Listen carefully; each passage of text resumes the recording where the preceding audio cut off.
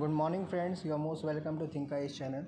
Today we are going to discuss comparative ethnography and introduction to ethnography, and our topic is ethics in writings. Now we are going to discuss the content introduction. First we will discuss, then we will discuss ethics in anthropology, historical reflection. Then we will discuss ethical issues, in which we will discuss ethical issues while working for funding agencies, ethical issues related to identity, ethical issues related to methodology, and then we will discuss codes of ethics of American Anthropological Association. At the last summary.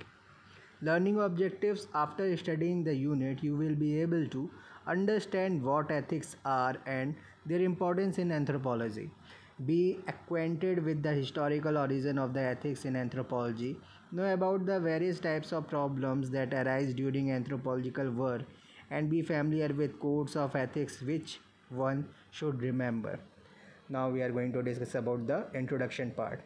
In general sense, people define ethics as norms of conduct or rules of governing behavior. These rules are those that differentiate between rights and wrongs, or acceptable and unacceptable.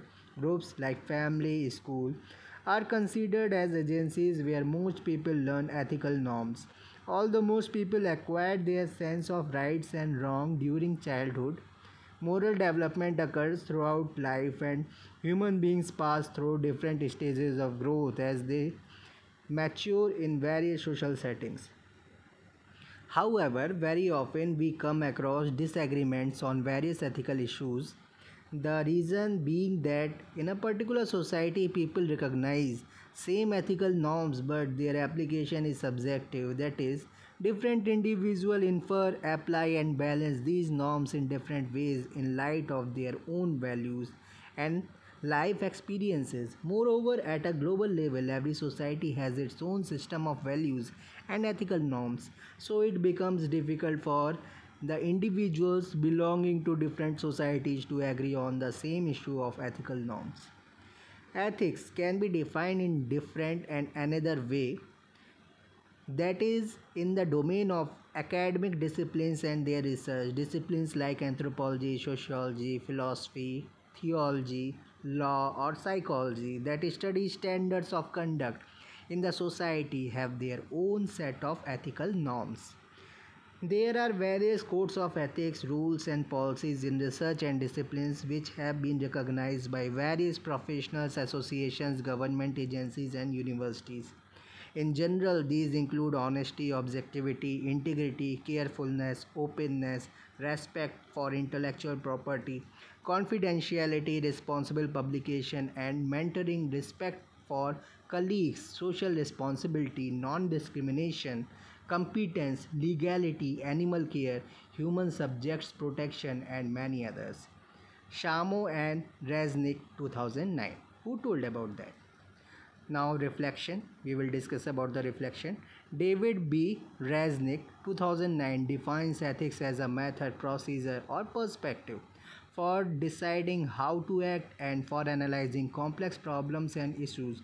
For instance, in considering a complex issue like global warming, one may take an economic, ecological, political, or ethical perspective on the problem, while an economist might examine the cost and benefits of various policies related to global warming, and environmental ethics could examine the ethical values and principles at stake.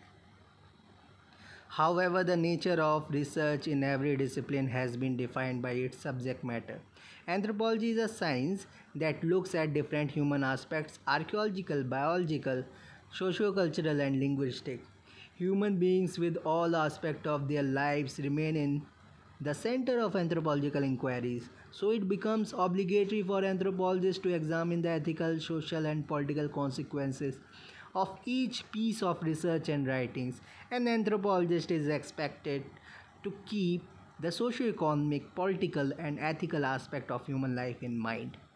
John Cassell and Sue Ellen Jacobs, 1980, write, many anthropologists perceive ethics as an abstract and an occasion intimidating set of injunctions Discussion of moral principles such as autonomy, normal efficiency,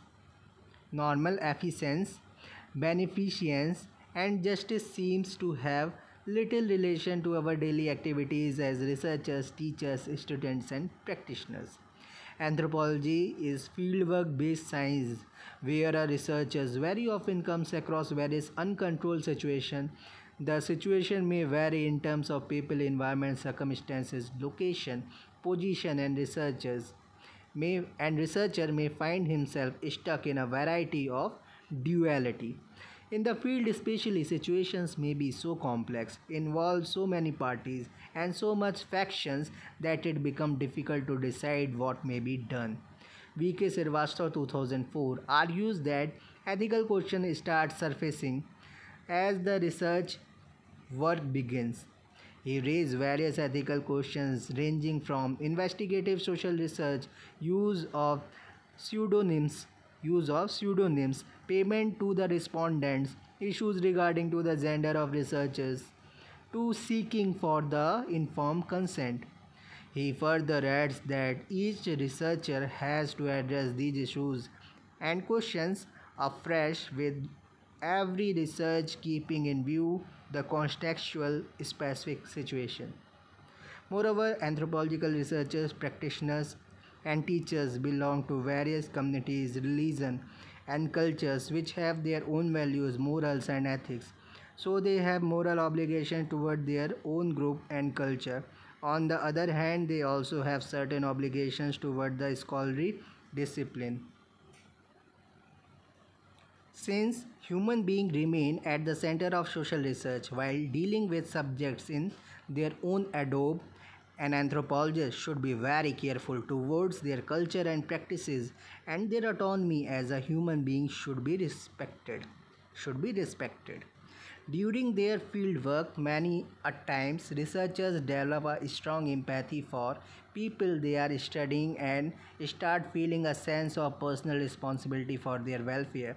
This affiliation may only prompts them to neglect many other factors but also goes against the spirit of the discipline, that is objectivity. Beside it also hampers the basic nuisance of ethnographic writings which demand accounts of cultural relative nature. Here, the issue of ethical adequacy rises in anthropological practice and writings. Ethics in anthropology. Historical reflections. Murray Wax 1984 claims that from its emergence as a distinct discipline, anthropology has been oriented towards ethics and social policy. Edward B. Tyler 1958 concluded his survey of human culture with the remark that the science of culture is essentially a reformer's science. A.R. Radcliffe Brown would claim that he was moved to initiate his studies of simpler people on the advice of the celebrated Russian anarchist Prince Peter Kropotkin. Prince Peter Kropotkin, for whom such people manifested a system of organization which could prove the exemplar in a world dominated by autocracy and nationalism. Srinivas 1958. During the mid 20th century, most of the anthropological literature on ethics and code of conduct was very much influenced by philosophical oriented analogy. Later, the discipline was dominated by the linguistic formalism in the service of positivistic worldview. McIntyre 1981. Although all through this period, many interdisciplinary ethnographic studies were published, where one scholar was an anthropologist and another used to be a philosopher. For example, Bidney, 1962, a professor of both anthropology and philosophy, clarified the notion of value. Abraham Adel, 1955, a philosopher, collaborated his studies with May Adel, 1959. An anthropologist, Brandt, 1954, studied Hopi ethics and many others. So far as ethics were topic of serious concern among fieldwork anthropologists, while the central issues were relativism and interventions. The issue provoked considerable discussion among professional philosophers. Example: Crosses and Meeland 1982, Wellman 1963, and anthropologist example Redfield 1953 and Herzkovitz 1973. The issue of intervention was whether or not or how to assist the people with whom one was involved as a field worker. For many field workers working under colonial influence, the problem was intensified because of the notion that each culture was an integrated whole whose harmony might be damaged by casual intervention. Likewise, many felt constrained by the methodological ideal of the natural scientist who was intrinsically detached from the objects of study. Wax 1984. With the rise of totalitarian and autocratic powers in various parts of the world, which conquered, enslaved, or massacred many people, it encouraged anthropologists to serve in a variety of capacities. The wave of free world was raised all around, and because of their cross-cultural training in United States, a number of anthropologists were recruited for numerous services including military intelligence. Even in post-World War II situations, anthropologists accepted these roles and regarded their conduct as simply the logical extension of their earlier benevolent roles as cultural broker or mediator. Federal agencies and private foundations of US started encouraging anthropological field studies even in the far corners of the world, their disillusionist their disillusioned writings were not perceived with open arms by these agencies. Moreover, confrontation of Native Americans with the federal agencies become exciting events for the media but troublesome cases for anthropologists because it was not clear what was desired by or desirable for the larger aggregation or the larger aggregate of the Indian communities. Washburn 1985. As a result, federal agencies along with the military agencies restrained their sponsorship within limits that excluded much of the comparative studies that were the province of anthropology, and this became a source for regret and concern to the younger generation of researchers. By the time United States has become military involved in a conflict in Southeast Asia, the pendulum had thus swung far in the direction where ethics were defined as a refusal to have any dealing with the military side of government or with any aspect of government that seemed to sustain an imperialistic orientation. Barrenman et al. 1968. At this moment, anthropological fieldwork found themselves confronting institutional review boards (IRBs), whose existence was mandated by the federal government as a condition of institutional eligibility for participation in the economy of grants, fellowship, and contracts. Wolf, 1979. Since the relevant commissions had taken no testimony from anthropologists about the moral issues of their research, and the regulations were framed to control the activities of biomedical researchers and so applied but clumsily to the process of fieldwork. Meanwhile, university administrators were using the regulatory system as a device to regulate or even suppress such activities as public opinion polls conducted by student newspaper. The resulting institutional friction generated not only movements of protest but of inquiry and research that have helped to illuminate the ethical issues in anthropological fieldwork. Wax and Castle, 1979. In this process, ethics for anthropologists became redefined as having to do with the nature of interaction between the field worker and the host, and in particular with such issues as informed consent and with whether or not benefit or harm might issue from the project. Castle and Wax 1980. The morality of convert field research remain a key issue. It is noteworthy that this issue could not and cannot arise in many traditional anthropological contexts. Example Raymond Firth in Tekopia, Jean Briggs among the Utku of Chantry Inlet, but it can and does arise when fieldwork is attempted among modern urban population. Bulmer 1982. This upheaval of social scientists forced federal agencies to change their ethical policies and to make them more suitable for fieldwork based science rather than biomedical sciences. As an incidental consequence, the research writings of many philosophical social scientists like Alasdair MacIntyre 1966 and 1981 started emerging in anthropology. Ethics issue or ethical issues. Ethical issues while working for funding agencies. Barnes 2004, a well-known scholar in the field of ethical writings, says that when a book or monograph appears reporting the result of an empirical inquiry in social sciences, the author often says little about how he collected his data and less still about the ethical problems, if any, that he had to face during the various stages of his research. In those instances where these matters are discussed, the reader is in a better position to access the report, to interpret its retentions and omissions, and to be alert to its likely biases.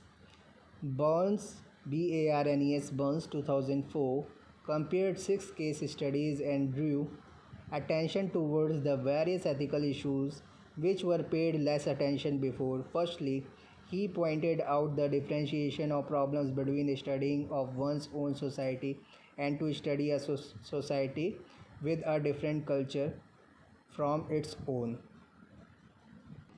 Reflection.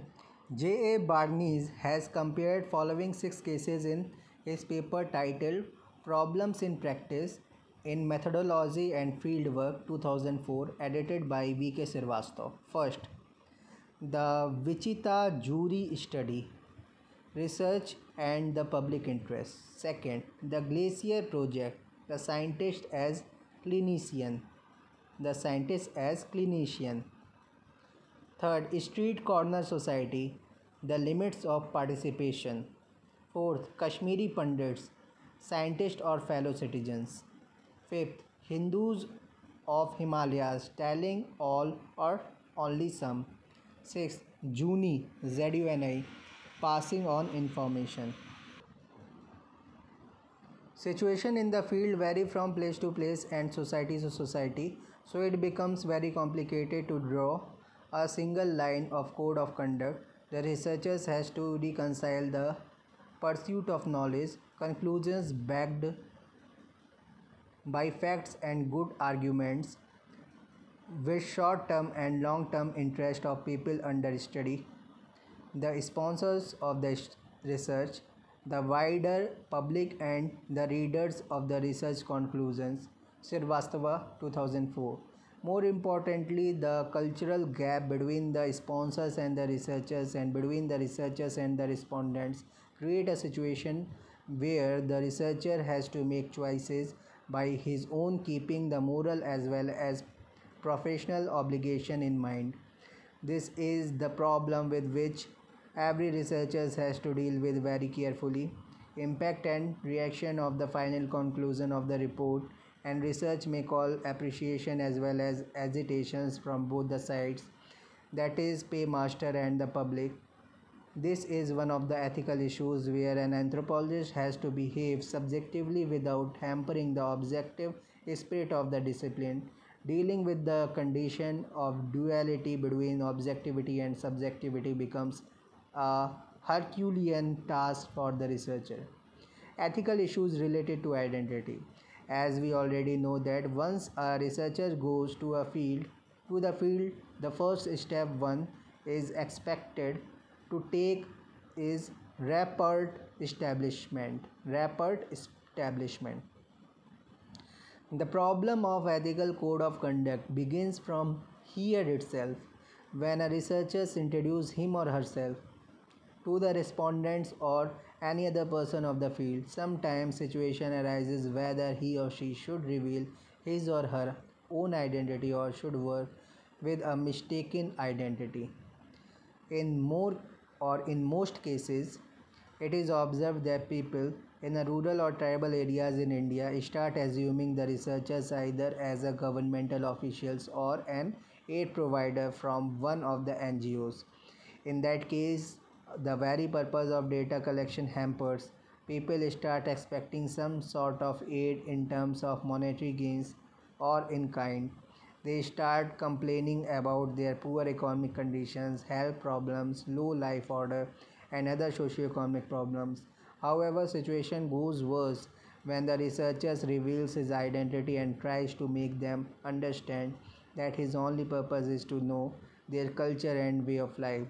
Respondents lose interest in talking to the researcher and most of the time think it is a waste to talk to researcher as it would not mean any gain to them. Here the issue of identity plays at the ethical ground. Anthropologist, as per the ethical code of conduct, is expected to reveal his identity to the people of fieldwork area.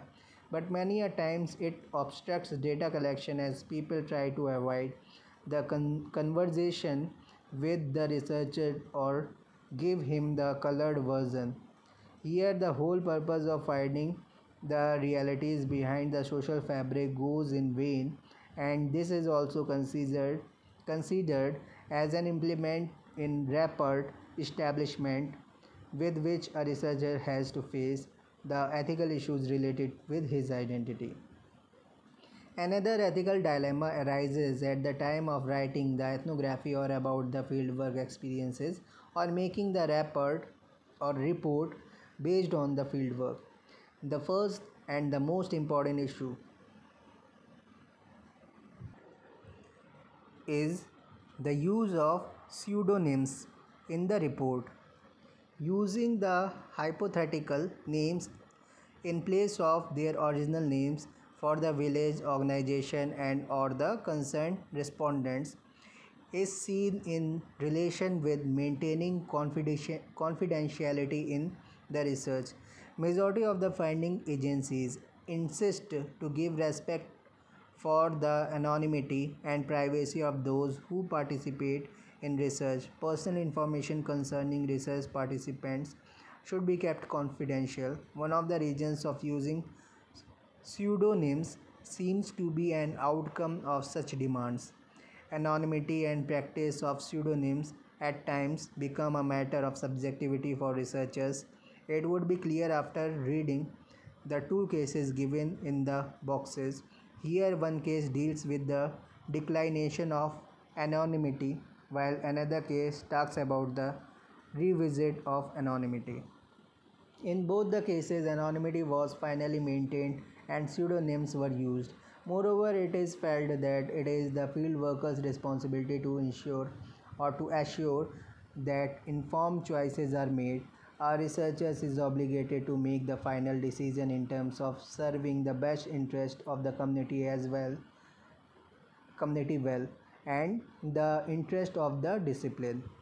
One one should protect the anonymity of the community but should acknowledge the support and assistance of specific community people by name. Case